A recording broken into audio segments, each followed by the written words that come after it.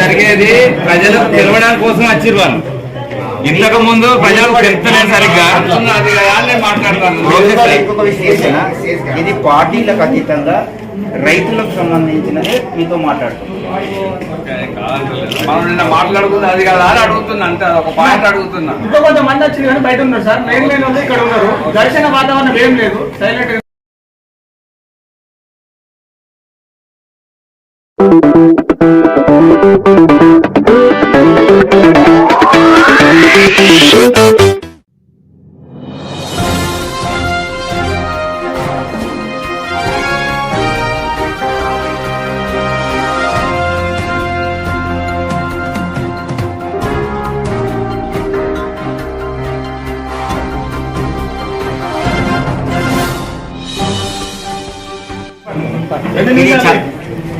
ఇది చాలా సంవత్సరాల నుంచి కాలయాపన చేస్తూ ఆకుదారువాడ పక్కిరిగడ్డ రైతులను మోసపూరితంగా నమ్మిస్తూ దాటవేసే ధోరణి కంపెనీ యాజమాన్యం చేస్తుంది.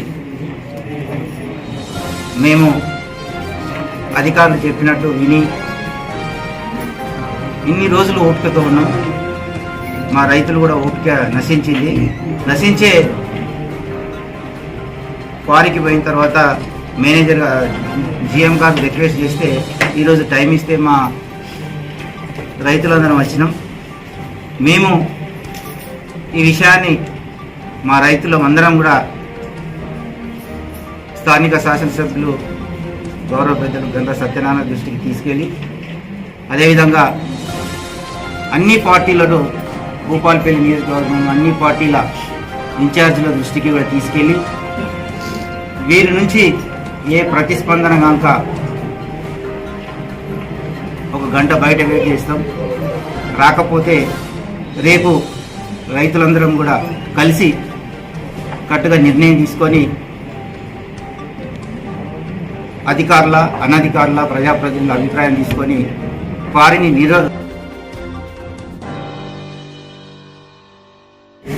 ఈ ఓసీ2కు సంబంధించి పక్కిరిగడ్డ ఆకుదారి వాడి ఈ విషయమై మొన్న ఆందోళన చేపట్టిన విషయం మీకు అందరికీ విదితమే. ఈ విషయం అనేది గత 4-5 సంవత్సరాలుగా ఉంది సమస్య. కాకపోతే ఏంటంటే మనకి జెన్యూన్ స్ట్రక్చర్స్ మాత్రమే ఉండాలి, ఇంజనీర్ స్ట్రక్చర్స్ తీసేయాలన్న దాని మీద ఇన్ని రోజులు అది లేట్ అవుతూ వచ్చింది. దాని మీద 2-3 సార్లు కలెక్టర్ గారిని కలవడం జరిగింది. వారు ఇప్పుడు ఏంటంటే మళ్ళొకసారి నేను మళ్ళీసారి ఎమ్మెల్యే గారితో మాట్లాడి వాళ్ళని కూడా రిక్వెస్ట్ చేశాను. నేను ఎమ్మెల్యే గారితో మాట్లాడి ఏ విధంగా దీన్ని సాల్వ్ చేద్దాం, ముందుకెళ్తాం.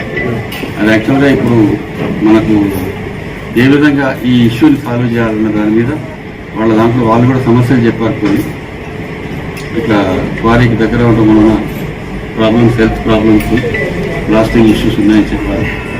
వీటన్నింటినీ దృష్టిలో పెట్టుకుని ఏ విధంగా మనం ఇట్లా ముందుకు వెళ్ళాలి, వాళ్ళని వెకేట్ చేసే విషయం కానీ ఏది కానీ మనము మీది వాళ్ళతో మాట్లాడి వాళ్ళని కూడా రిక్వెస్ట్ చేశాను. ఎమ్మెల్యే గారితో మాట్లాడి కలెక్టర్ గారితో మాట్లాడి మనం దీని మీద ఒక నిర్ణయం తీసుకుని దిశగా మేము ప్రయత్నిస్తామని చెప్తాం. అది ఆయన అంటాడుగా నాకే తెలియదు. అది 22 కోట్లు మనం దీని మీద ఎటువంటి అమౌంట్ విషయం నాకు ఐడియా లేదు. నేను కనుక్కొని మీకు అప్డేట్ చేస్తాను. ఇంతకుముందు కూడా ఈ పాయింట్ డిపాజిట్ చేయలేదు. అమౌంట్ అయితే అప్రూవ్ అయిందా?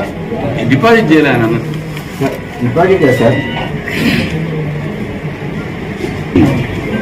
మీ అమౌంట్ ఎందుకు డిపాజిట్ అయితే కాలేదండి. డిపాజిట్ కాలేదు సరే. ఇప్పుడు పేపర్ అవ్వదని చెప్పేది సరే, రేపు కూర్చున్నప్పుడు కూడా అంత బయటపడదు.